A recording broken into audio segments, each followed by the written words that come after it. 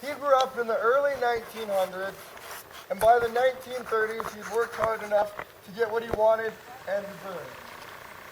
He was a stockbroker in New York. He had saved up enough money in his job to own a huge mansion in New York, a couple nice cars, and really anything that he wanted, he could buy. He worked hard in school to get this job and always did the best that he could. Come the 1930s, Polar Bolorinsky ran into a little bit of bad luck. The stock market crashed. He lost everything he had to sell all of his worldly possessions just to get by. He ended up with just a couple pairs of clothes and less than $10 to his name that he kept in his shoe. Now, because of this, Polar Bolorinsky decided that he would try to fulfill his second childhood dream, which was to be a lumberjack. So Polar Bolorinsky packed up his 2 sets of clothes, threw them over his shoulder, and he traveled to Alaska. Once he got to Alaska, he found the best lumberjacking company that he could and started working there. Most lumberjacks would work all day and then take their money and on the weekends would spend it on all their fun things, cars, houses, and other things. Polar Bolorinsky didn't do any of this. He saved every penny that he deserved. He worked hard, his muscles always hurt. He put all those pennies in his socks, which made his socks very heavy. After a while, Polar Bolorinsky had saved up enough money to start building his own camp. So one summer, he built a cabin for himself, and then he built a bunkhouse for the people that he would soon hire. Lovely bunkhouse right there. Oh yeah, high quality. After that, he hired 6 people to come work for him.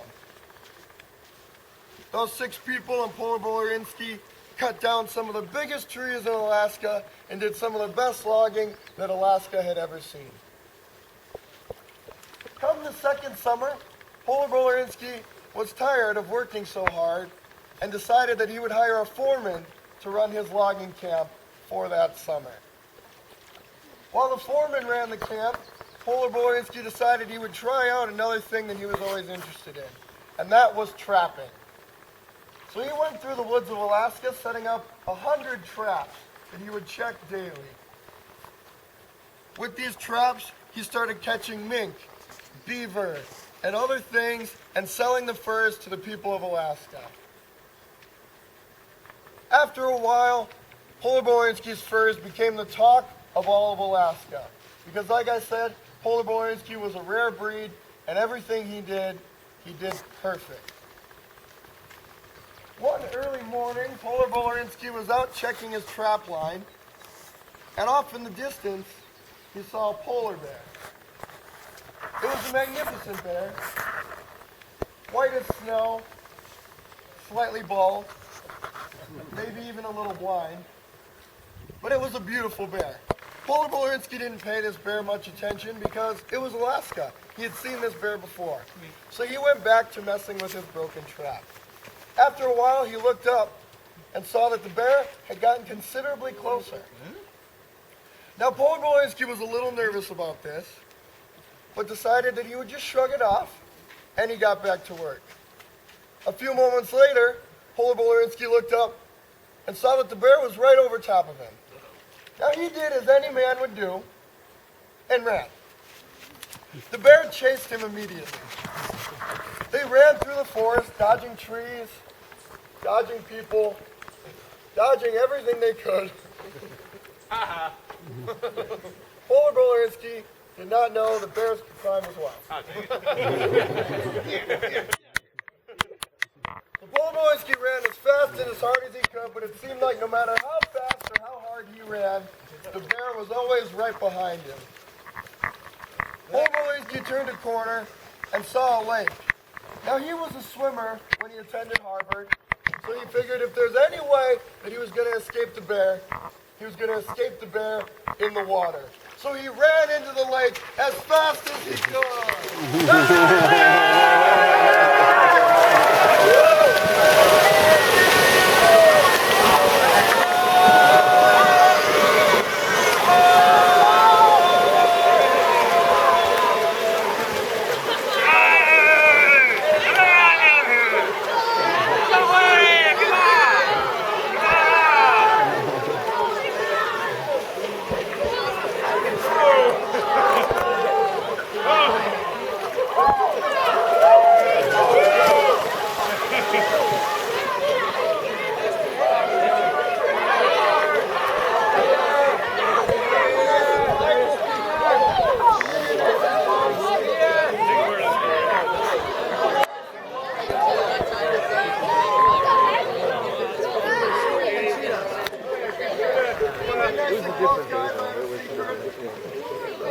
For those of you in the water, it's a nice secret that those of you on shore will not get to hear.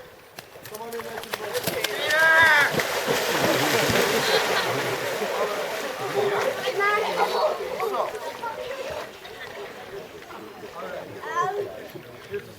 So, I need to be sure that I keep on time so you guys can get the question. Incorrect. Incorrect. It's splash time!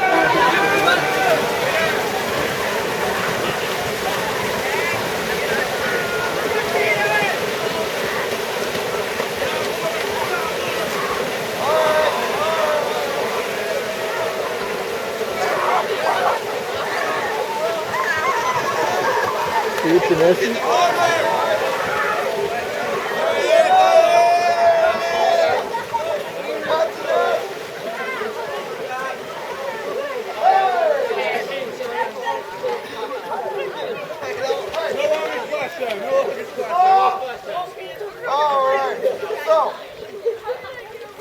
here at Buxton we do the polar bear right. Hey, stop fussing. Here at Buxton we do the polar bear right. We get in the water no matter how cold the air is, no matter how cold the water is, and we have fun and listen to the story.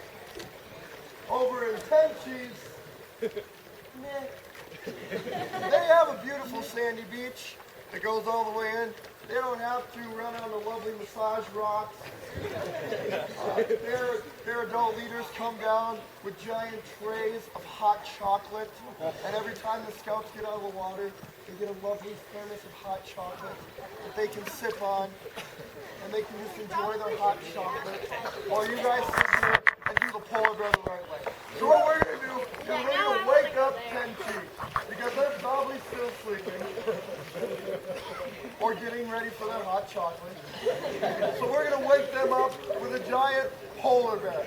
So on the count of three, everybody face Tenchi, and you're going to scream polar bear as loud as you can. Here we go. One, two, three!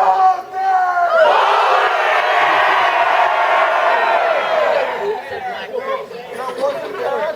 I think it worked, but only because Tenchi was close. We might need to work on that next time. Talk, buddy. Head on in.